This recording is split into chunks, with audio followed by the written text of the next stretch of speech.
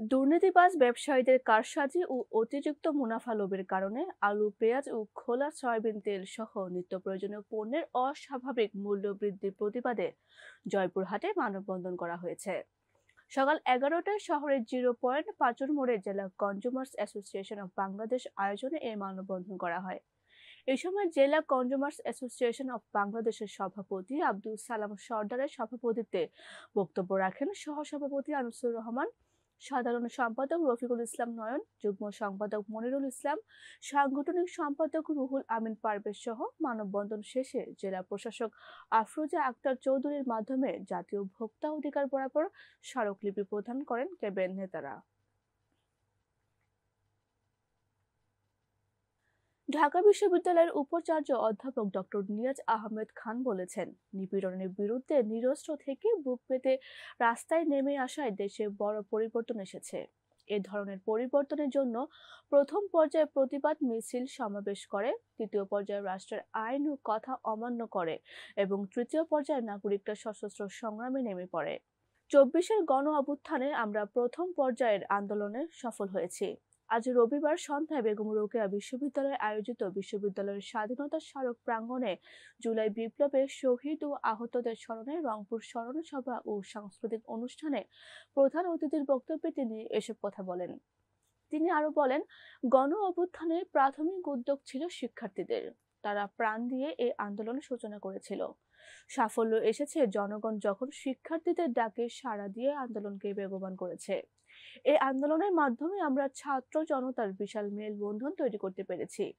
বেগম রোকেয়া বিশ্ববিদ্যালয়ের উপাচার্য অধ্যাপক ডক্টর শওকত আলীর সভাপতিত্বে স্মরণ সভায় মুখ্য আলোচক ছিলেন ঢাকা বিশ্ববিদ্যালয়ের শিক্ষক ডক্টর আব্দুল্লাহ আল মামুন।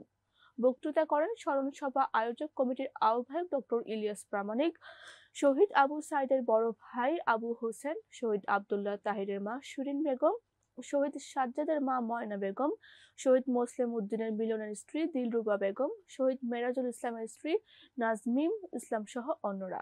স্মরণ সভায় জুলাই আগস্টে পুলিশ, আওয়ামী লীগের হামলা মামলা সহ নানা নিপীড়ন তুলে ধরেন শহীদ পরিবারের সদস্যরা। দৈনিক যায় যায় দিন পত্রিকার 19তম বর্ষে পদার্পণ উপলক্ষে কর্তৃপক্ষ কক্সবাজারের সি ওয়ার্ল্ড হোটেলে সারা দেশের প্রতিনিধিদের নিয়ে 29 নভেম্বর শুক্রবার থেকে 1 ডিসেম্বর রোববার পর্যন্ত 3 দিন ব্যাপী সম্মেলনের আয়োজন করেছেন। সম্মেলন উপলক্ষে 3 দিন ব্যাপী অনুষ্ঠান মালার মধ্যে ছিল বর্ণাঢ্য র্যালি, আলোচনা সভা, পুরস্কার বিতরণী, রাফেল ড্র, সাংস্কৃতিক অনুষ্ঠান প্রভৃতি। এ উপলক্ষে হোটেল সি ওয়ার্ল্ডের হলরুমের যায় যায় দিন পত্রিকার জেনারেল ম্যানেজার নুরুল হকের সভাপতিত্বে অনুষ্ঠিত আলোচনা সভায় প্রধান অতিথি হিসেবে উপস্থিত ছিলেন পত্রিকার ব্যবস্থাপনা পরিচালক হালিফ রাইস চৌধুরী। বিশেষ অতিথি হিসেবে বক্তব্য রাখেন মিসেস হালিফ রাইস চৌধুরী ও কক্সবাজারের অতিরিক্ত পুলিশ সুপার জসিমউদ্দিন। হিসাব বিভাগের কর্মকর্তা রইস উদ্দিনের উপস্থাপনায় অনুষ্ঠিত সভায় আরো বক্তব্য রাখেন বিজ্ঞাপন manager Ibrahim Khalil Swapan, circulation manager Billal Hossain, Chittagong ব্যুরোর চিফ সঞ্জীব নাথ, মফস্বল নিউজ এডিটর মাইমুনা আক্তার লিনা প্রমুখ। কুমিল্লা দক্ষিণ জেলা বিএনপির যুগ্ম আহ্বায়ক ও চৌদ্দগ্রাম উপজেলা বিএনপির সভাপতি মোহাম্মদ কামরুল হুদার দিক নির্দেশনায় বাংলাদেশ জাতীয়তাবাদী দলের বিএনপির চৌদ্দগ্রাম উপজেলার অন্তর্গত 3 নং ওয়ার্ডের উদ্যোগে রোববার সন্ধ্যায় পরানপুর গ্রাম কমিটি ও আলোচনা সভা অনুষ্ঠিত হয়েছে।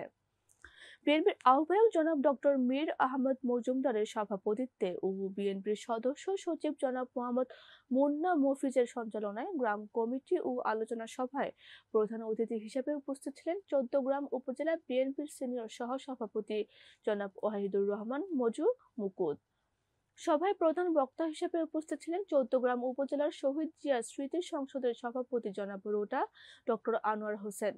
বিশেষ অতিথি হিসেবে উপস্থিত ছিলেন বিএনপির যুগ্ম আহ্বায়ক জনাব মোস্তাফিজ মেম্বার, কুমিল্লা দক্ষিণ জেলা কৃষক দলের সদস্য জনাব বিপ্লব চৌধুরী বানু, বিএনপির যুগ্ম আহ্বায়ক জনাব মোহাম্মদ মাসুদ কবির বারুকু সর্দার, যুবদলের সভাপতি জনাব খোরশেদ আলম, বিএনপির যুগ্ম আহ্বায়ক জনাব মোহাম্মদ জসিমউদ্দিন শিশু, চৌদ্দগ্রাম উপজেলা স্বেচ্ছাসেবক দলের সদস্য জনাব সুমন সর্দার ভূঁইয়া, বিএনপির যুগ্ম আহ্বায়ক জনাব মোহাম্মদ জাকির হোসেন, বিএনপির নেতা জনাব আলেক সর্দার, বিএনপির নেতা জনাব মোহাম্মদ ফজল মিয়া সহ ও বিএনপির বিভিন্ন অঙ্গ সংগঠনের নেতৃবৃন্দ আলোচনা সভায় উপস্থিত ছিলেন।